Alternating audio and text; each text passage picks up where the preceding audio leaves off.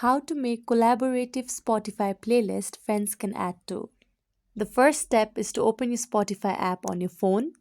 After you open the app, click on your library option that is on the bottom right side of your page. After clicking on it, you can choose any album you have in your library. For instance, here I have chosen this album.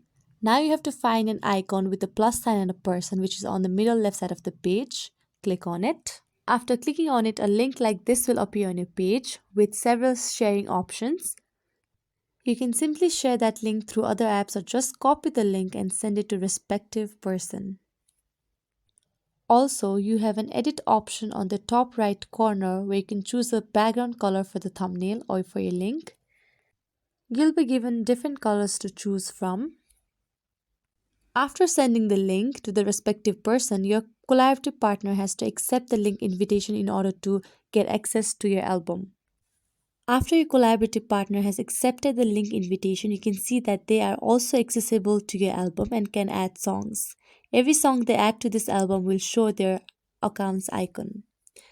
I hope this video is helpful. Thank you for watching and do subscribe to our YouTube channel.